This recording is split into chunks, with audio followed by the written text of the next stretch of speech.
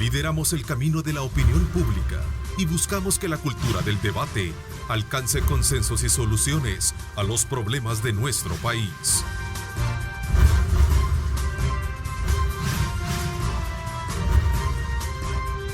Diálogo con Ernesto López. Son las 6 de la mañana con 30 minutos. Un placer enorme saludarles a ustedes. Gracias por estar en sintonía desde muy temprano con nuestra programación que arranca desde luego colocándole a usted de primera mano la información que acontece en nuestro país y el mundo entero. Muy pendientes y a la expectativa del curso que va generando precisamente este coronavirus que se ha detectado en Asia, particularmente en China, y que ya se tiene conocimiento de algunos contagios de personas que han llegado a los Estados Unidos. También acá en nuestro país ya las autoridades de salud han logrado establecer algunos parámetros para evitar también que se esté desplazando hacia lo que sería nuestra zona, nuestra región y nuestro país particularmente. Así es que vamos a estar muy atentos también de darle seguimiento en qué consiste, cuáles son los parámetros de prevención y de control que deben de existir a efecto de evitar ser del contagio de este virus que se conoce como coronavirus y que tiene ciertas características muy similares a una gripe. Esta mañana nos acompaña acá en nuestros estudios el comisionado presidencial de proyectos estratégicos, Luis Rodríguez, con quien vamos a hablar de varios temas de país y sobre todo en el marco de las acciones que se están llevando a cabo para promover varios proyectos como Mi Escuela Nueva. Vamos a hablar también de esta reciente visita que ha hecho una comitiva de Qatar, ¿verdad?, a la zona del oriente del país. Vamos a hablar también de este Plan Nacional de Agua anunciado el día martes por el presidente de la República, entre otros temas importantes. Luis, me da mucho gusto tenerte acá en el programa. Bienvenido. Gracias Ernesto, a la orden. He sido, testigo de cómo se ha venido actuando, ¿verdad?, ante la emergencia. Hay aspectos que corren por una experiencia que hay que capitalizar, lo dijo el presidente de la República, de un problema que, como bien lo destaca, es histórico, ¿no? Correcto, Luis. correcto.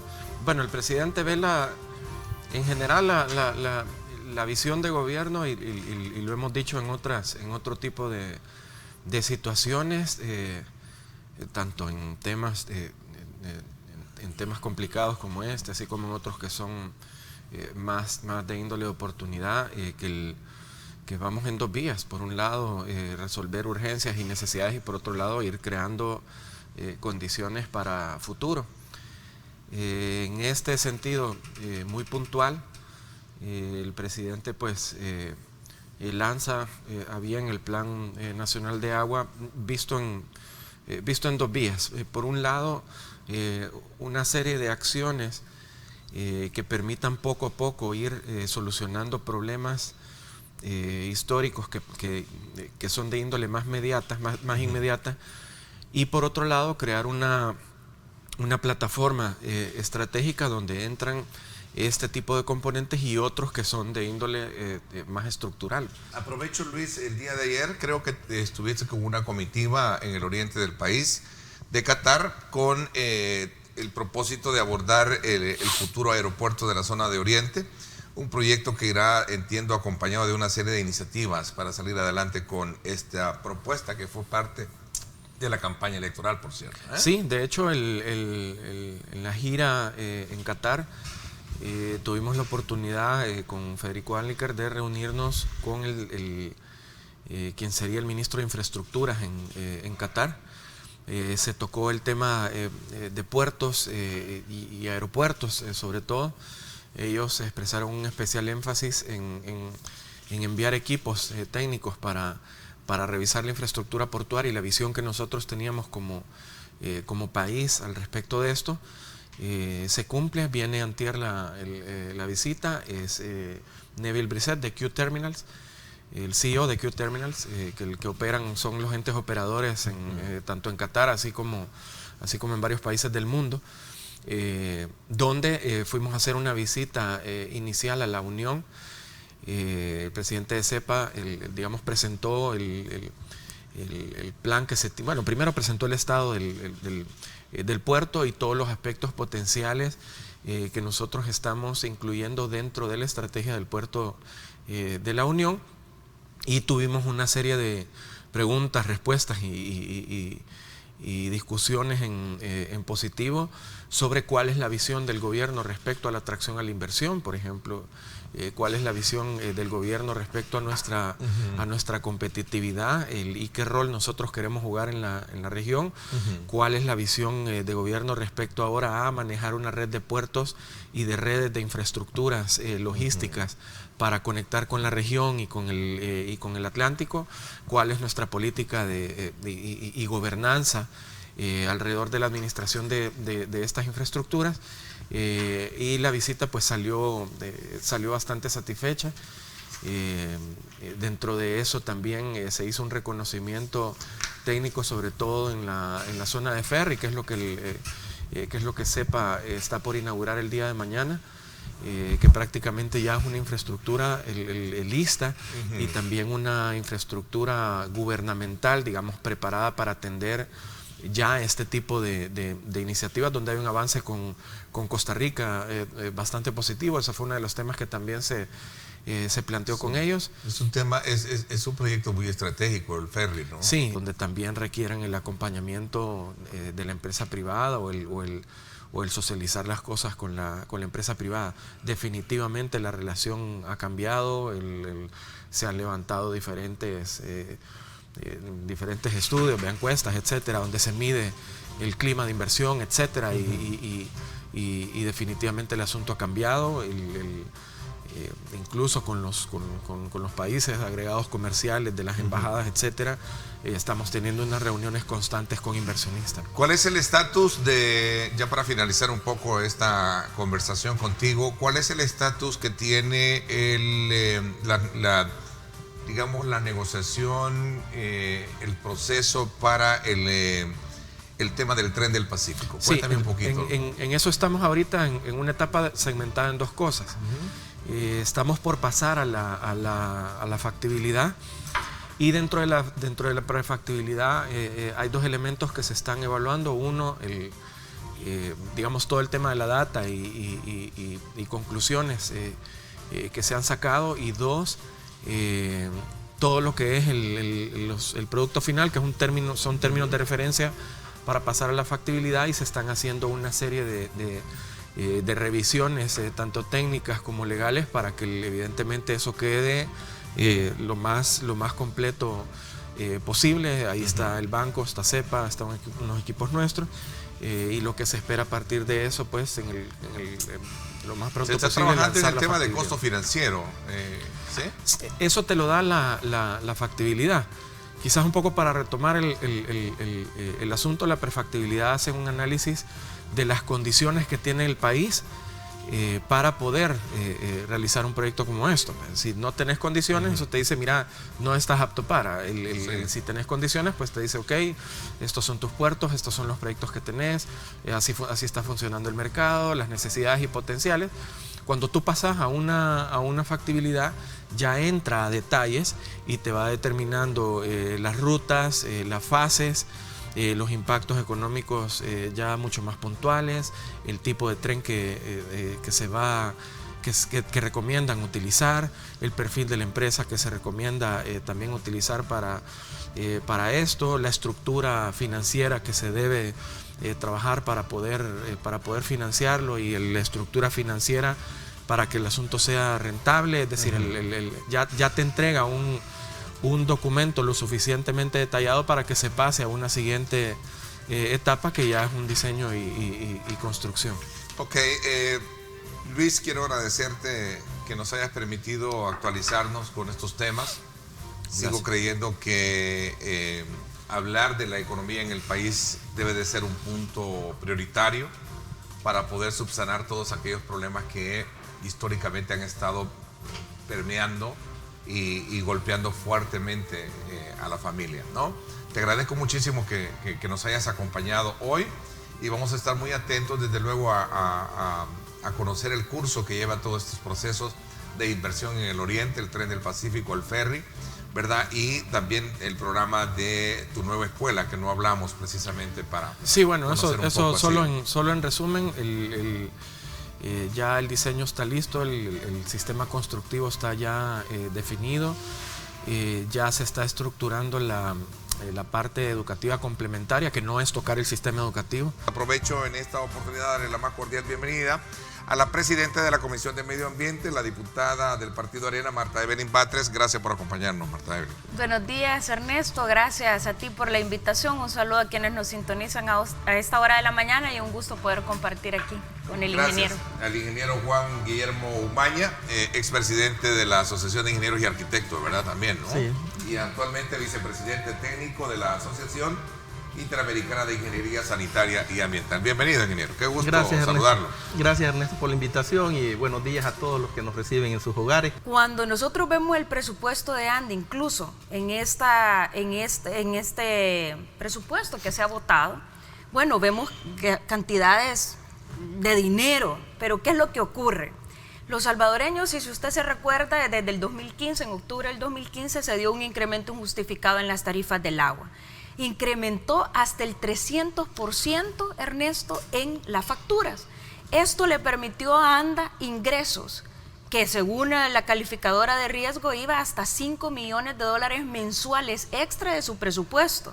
Estás hablando de los préstamos de las pavas, que, si recordás, en el gobierno anterior, que dicho sea de paso, el actual presidente de ANDA fue asesor del expresidente también de ANDA, que decía, bueno, y hay notas periodísticas, se garantiza el agua potable para 25 años con este proyecto de las pavas. Lo vemos 2 años después y continúa en el abandono que ya decía el ingeniero. Entonces, tú tenés una titularización de más de $175 millones que hoy por hoy los salvadoreños siguen pagando a través de sus facturas y sus impuestos, sin que tú veas una retribución en la calidad del servicio, y peor aún, que cuando abran el chorro sigue habiendo aire. Entonces, recursos, a mi juicio, han existido, no tal vez en las cantidades que se necesitan, pero para mí el problema sí ha sido de administración y sí ha sido una institución utilizada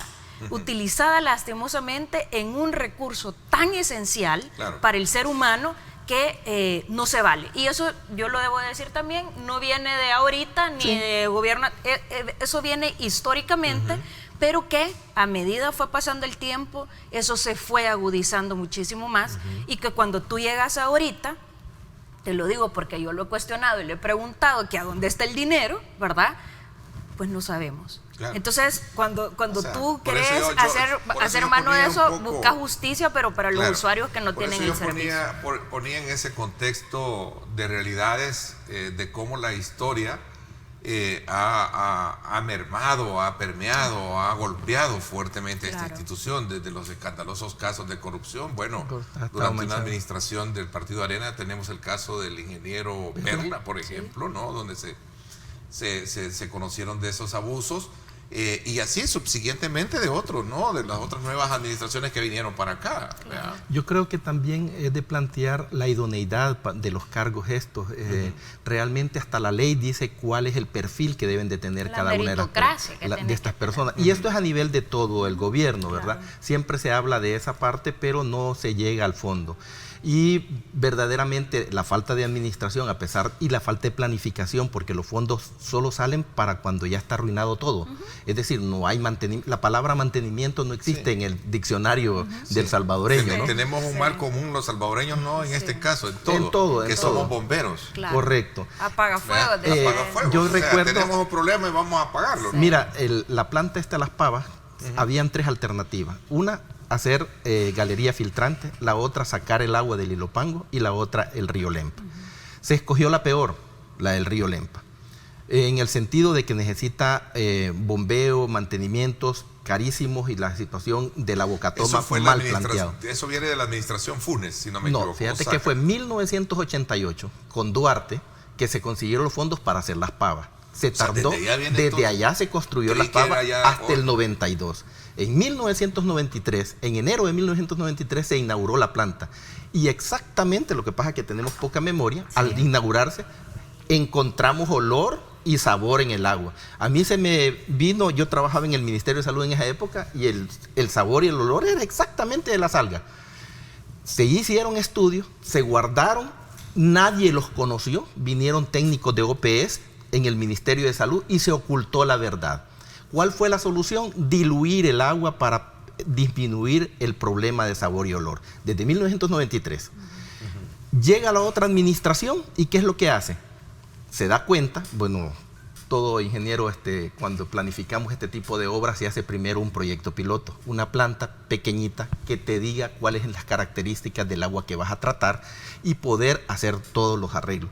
Nosotros no, nos trajeron una planta paquete, ¿verdad? Diseñada para otra realidad, que la turbiedad con la que se diseñó es como de 500, 600 VTM.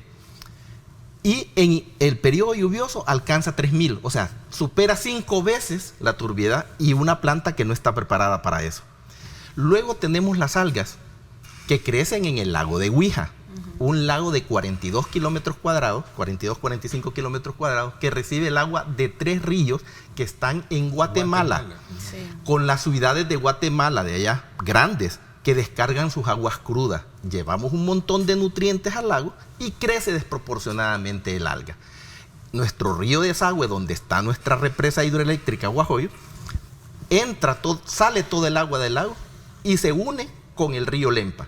Y ahí ella aporta el 3/4 del caudal del Lempa. Y el otro 1/4 viene de nuestro territorio. O sea, dependemos tanto de una cuenca que tiene 18,000 kilómetros cuadrados, 10,000 están adentro del territorio salvadoreño, que es la mitad del territorio salvadoreño. Los otros 8,000 están en Guatemala y en Honduras. Y la mayor carga que viene es precisamente de la mina, ¿verdad? Esta del Cerro Blanco y las ciudades de Guatemala. Transnacionales. Se han hecho acuerdos con Guatemala, se han sentado los cancilleres en el 2010, en el 2012, y El Salvador nunca quiso hacer lo que se conoce como pagos por servicios ambientales. Nuestra ley de medio ambiente lo tiene, pero aquí nadie quiere, no tiene voluntad, hay desconocimiento, tenemos temores en organizarnos precisamente. Hoy tal vez desde la asamblea se puede llamar a los diputados de Parlacen que hagan algo por esa situación. Esa cuenca depende de la electricidad. Ahí debería de hacer algo el Parlacen. Claro. Sí. Oí decir que iban a hacer una comisión para enjuiciar al presidente de ANDA. Y entonces lo vamos a agarrar de chivo expiatorio y vamos a decir, miren, despídanlo porque es un inepto. Bueno, en primer lugar, decirte que una ley de agua vendría a ordenar jurídicamente todo lo que está disperso. Ya lo mencionaba el ingeniero, hemos empezado tal vez por áreas donde no deberíamos y hemos dejado lo último, que es lo más importante, como una ley general de aguas. ¿Qué vendría a pasar con una ley? Vendría a regular, ANDA sería un proveedor de servicio que se vendría a regular a través de una ley. ANDA no es el único proveedor de servicio, Ernesto. Y también debo de ser honesta, el hecho de que exista una ley de agua no querrá decir que cuando abran el chorro van a tener agua. O sea, es un tema de integralidad de abordaje del tema. ¿Qué es lo que va a ocurrir con esto, con una ley de agua también? Es que estás hablando de una protección de los mantos acuíferos, del tema de los permisos, de la explotación del agua. Todo eso tiene que ver también con el cuidado, la conservación y la preservación del recurso que hoy por hoy no existe porque hay esfuerzos dispersos. Entonces sí necesitas algo que englobe todas estas acciones en una ley de agua. A ver, ingeniero, sí. Lo importante es ordenar a los usuarios. Todos los usuarios se creen dueños del recurso. ANDA cree que es el ente rector del recurso y hay que pedirle permiso para perforar un pozo, también para abastecer agua a las zonas rurales o a otro de abastecimiento. El Ministerio de Agricultura cree que es el dueño de dar los permisos y todo y sacar el agua de los ríos y hacer estos distritos de riego. Medio ambiente. Medio ambiente es el ente rector. Las alcaldías. Pero los usuarios principales, CEL, por ejemplo, represa, tiene su energía eléctrica y la cuenca, muy bien, gracias. Nadie invierte en la cuenca. Ahora, yo siempre cuestiono, la ley es importante para ordenar a todos los usuarios. Punto importante. Pero Nadie invierte en el tema del cuidado. ¿Crees que es necesario que la ley obligue a que se siente el ministro de Agricultura, el presidente de ANDA, el ministro de Medio Ambiente, Fonaes, el de CEL? ¿Crees que esos usuarios del gobierno necesitan una ley para tener una política hídrica? No para cuidar el recurso hídrico, no. Hoy el presidente reunió todo su gabinete y cada 15 días les va a pedir, dice, el avance para un plan de agua. Yo le pido que sea de agua y saneamiento. Claro. Y precisamente, como eso no estaba en la planificación del plan Cuscatlán, el recurso hídrico, pero como la realidad golpea, hoy entra como una prioridad y sienta a su gabinete y que coordinen esa cosa. Habla de sembrar árboles, no en la ribera del río, ¿verdad? Es la cuenca de 10.000 kilómetros cuadrados. 10.000 kilómetros, sí, decía. Bueno, pero son cambios drásticos que tienen que haber. También mencionó, aparte, perdón, ingeniero, pero también mencionó la construcción de plantas de captación de agua, que es algo también que yo he venido mencionando, que varios hemos venido mencionando por muchísimo tiempo, porque vivís en un país donde el 95% del agua y lluvia se pierde. Realmente, ¿cómo se puede evitar no caer en manos de intereses económicos? Un ente, como es el tema del ente rector que deberá estar al frente de el agua en el país. Bueno, mira, Ernesto, en mi caso, yo te lo decía también en tu programa de radio, he presentado una cronología de trabajo, una ruta de acción para el abordaje del tema. Quiero decirte que como una muestra de buena voluntad, por lo menos al inicio, todos los diputados integrantes de la comisión votaron por seguir esta planificación. Preveíamos que podía ser en 33 semanas, finalizando agosto. Yo les decía, miren, que sea al principio, que se dé la discusión del año para evitar cualquier contaminante político partidario de campaña y que sea una bandera que lastimosamente se ha utilizado periódicamente en cada uno de los espacios. ¿Qué va a conllevar estas 33 semanas?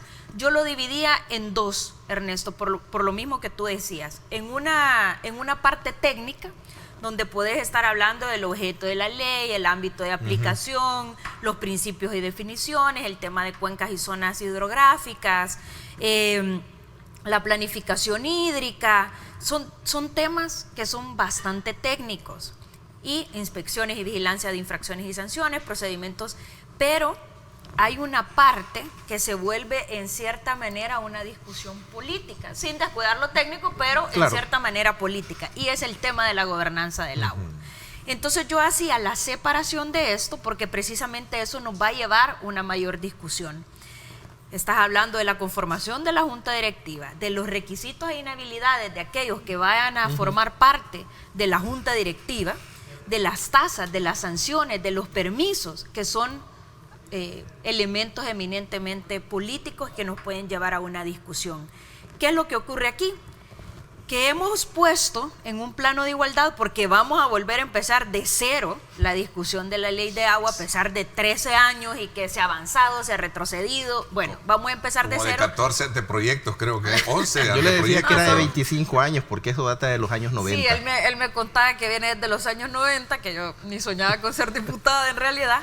Pero son en planos de igualdad. Tú tenés propuestas de leyes completas, Ernesto, y propuestas como el de la Universidad Nacional, como el de la UCA, que son propuestas eminentemente de la gobernanza del agua.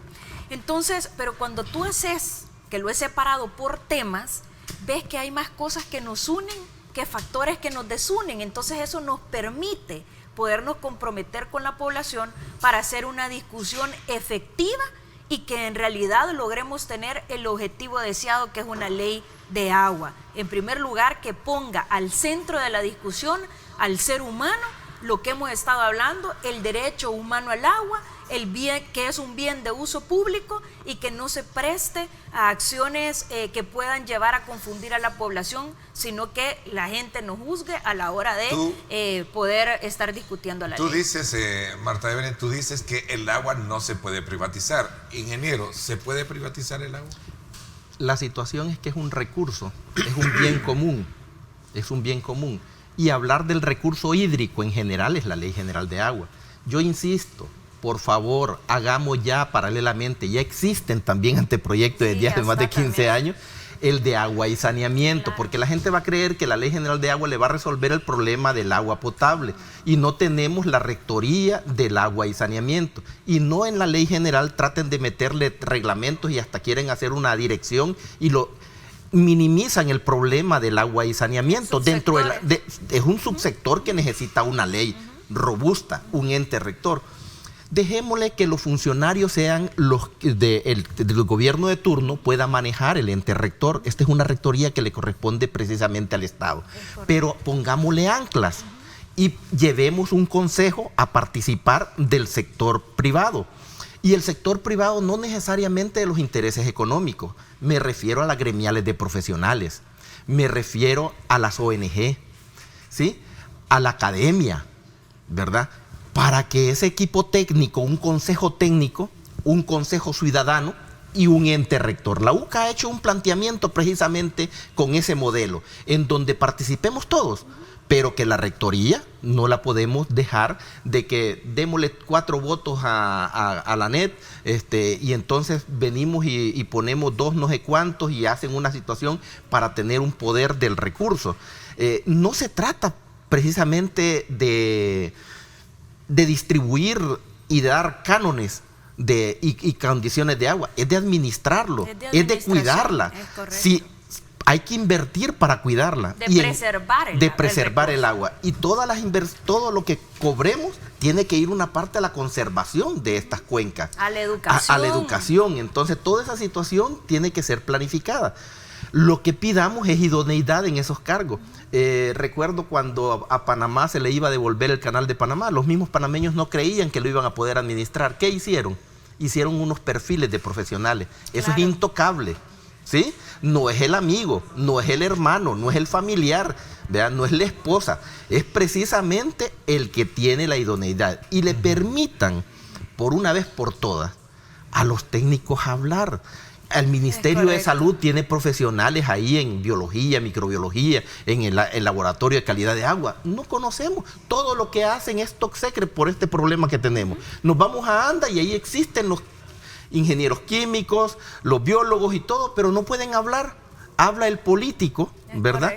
Habla el funcionario y con un desconocimiento cualquier cosa se puede decir. Era un poco lo que hablábamos, Ernesto, de la parte, porque el ingeniero lo está diciendo, de la parte científica y la parte técnica, que tienen que ser elementos que se den en una discusión. En el tiempo, ¿tienes el escenario como presidente de la comisión?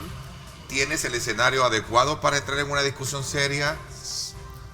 Hay un compromiso de poderlo hacer, Ernesto. Yo te lo digo que lo han manifestado. ¿Quiénes más y quiénes menos están todos de alguna manera... no sé, eludiendo un poco el tema? Mira, todos públicamente lo han dicho. Y es un tema sensible, es un tema con costos políticos grandes, ¿no? Es con costos políticos, pero te voy a decir una cosa. Hay quienes dicen, no es el momento de hablar de una discusión de la ley de agua porque vienen las elecciones. Entonces nunca va a ser el momento, Ernesto, discúlpame, porque no tenemos una visión de desarrollo estratégica de país. No podemos estar hablando solamente en torno o tomando decisiones si es una campaña electoral o no. Por eso es que no salimos adelante y no nos desarrollamos como país. Aquí no importa si estás haciendo lo políticamente correcto o no, es lo que se debe de hacer. Y yo en mi calidad de presidenta te lo digo de manera honesta, voy a hacer lo necesario para coordinar esa discusión. No tomo la decisión únicamente yo, pero me toca coordinar una discusión y lo voy a hacer precisamente porque ya que he tocado el tema del agua, conozco la realidad y sé de la necesidad que exista un ordenamiento jurídico. Te agradezco muchísimo que nos hayas permitido también tener digamos, esta musculatura de contenido. Sí. También acompañada por la parte técnica del ingeniero. Muchísimas gracias a ambos. Nosotros queremos poner a disposición también, el día de ayer me reuní con el equipo técnico de la Asociación Interamericana de Ingeniería Sanitaria, capítulo El Salvador, y la Asociación Salvadoreña de Ingenieros y Arquitectos, de un comité técnico. Vamos a hacer un pronunciamiento y ya en otras veces nos han llamado de la Asamblea, les decía, en esta discusión. Contaremos entonces con su aporte y su apoyo, de verdad. Por supuesto, con la seriedad oportuna de poder analizar los diferentes ángulos de temas tan importantes como el de hoy, Me siento satisfecho de poderles, como siempre, llevarles a ustedes esa discusión. Gracias por mi parte, esto es todo por hoy. Pásenla bien y como siempre recuerden lo más importante, amar a Dios sobre todas las cosas.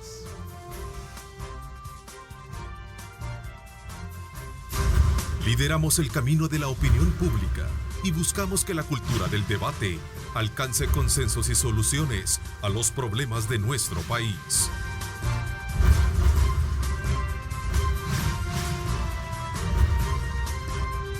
Diálogo con Ernesto López.